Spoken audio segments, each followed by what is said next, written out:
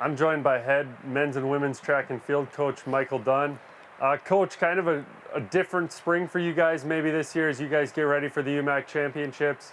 What's that kind of been like as a coach to see some of your meets canceled, and how do you kind of keep kind of pushing your student athletes to kind of push through? And obviously the meets are maybe the fun part for them and the more enjoyable part, but how do you kind of go about that in a tough spring like this?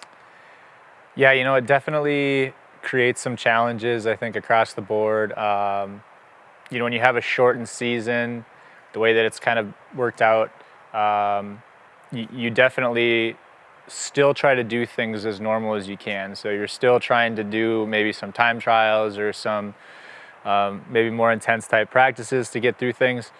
But it's going to affect things, obviously, like throughout the season, no matter what.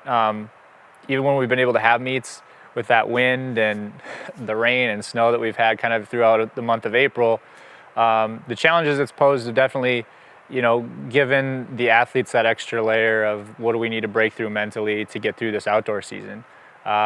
So again, we do as much as we can to try to, mitigate what those frustrations might be for those athletes, and by doing that, we challenge them with different workouts throughout the season. We definitely try to space things out as much as we can. So the meets that we have had, we actually haven't been able to have our athletes do everything that we've really wanted them to do because they have a meet the next day or they have a meet 3 days after that. So, it's really been just trying to monitor everything. And I think the tough thing about this year too is we've had athletes that when they have those opportunities, they're trying to get after it as much as they can because they know that the season's being that much more shortened.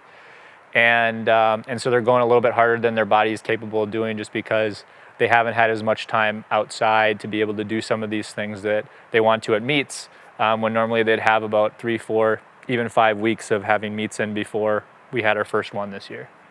Yeah, then we'll kind of focus now on the UMAC Championships this weekend. You guys are coming off a really successful UMAC indoor, and that was kind of one of your last meets, we could say. You guys haven't had a ton of competition since then. You haven't had maybe the meets you expected to have. So what are some things we can look for out of, maybe start with the women's side, and then I'll kind of let you just transition into the men's side as well, and just kind of touch base on some things you're looking for when you guys head to Morris this weekend. Yeah, I mean, I think, this season, again, as I said, has been more about just kind of getting events in as we've gone through the season. So really, even for some of these kids, as we get to the conference championship, it might be their second time running in that event or jumping in that event or throwing in that event this entire outdoor season. So I think across the board, it's not just our team that's going through a lot of this. You're going to see distances that are shorter in throws and jumps. You're going to see marks on the track that may be a little bit slower than usual at this time of year.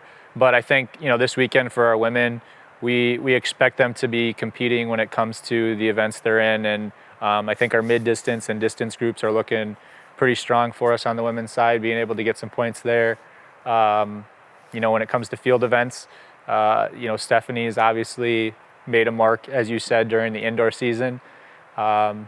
She wants to try to do as much as she can outdoor as well, but at some point, we're all human. So we need to make sure that we're kind of holding the reins back a little bit and saying, hey, let's just one event at a time. But I think, Stephanie's somebody to watch this weekend. Sienna, it's her last conference championship as well, and she's been an incredible asset to our program through the years. And so having her presence out there on the track for some of these young women hopefully inspires them to do some pretty fun things this weekend as well. And then I think a surprise this weekend could be Jordan Merwin. She's definitely primed and ready to go with our new steeple that we have here indoor. We've actually been able to practice it a little bit as well. So we've had more work in here this week with the steeple than we've had all of outdoor season previous. So really looking forward to that. And then on the men's side, I think we're looking forward to being able to have what we have as far as a healthy group out there and doing some things this weekend.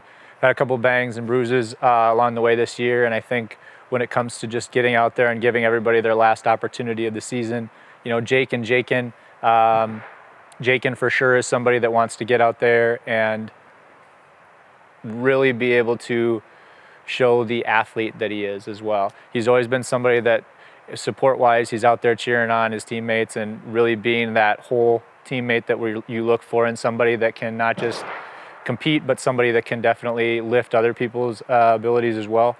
So he's been able to do that, but this is, his last conference championship. We want to see as much as we can from him this weekend, and he's got a pretty full slate, so that'll be a lot of fun. And then, Jake Marzinski is one of those bangs and bruises we talked about. So seeing if he can kind of have that last triple jump opportunity at conference is going to be, I think, special, regardless of where he finishes or how he does. Being able to get on the runway one last time at a conference championship for Jake is something that will be fun to see. And from the other kids, it's a young group, so we're hoping that, again, as we talked about Jakin's, ability to kind of lift others up, we hope that our other athletes that are upperclassmen, Trace, Josiah, Jarvis, we hope that they're able to kind of lift some of the younger kids up and to be able to perform this weekend as well.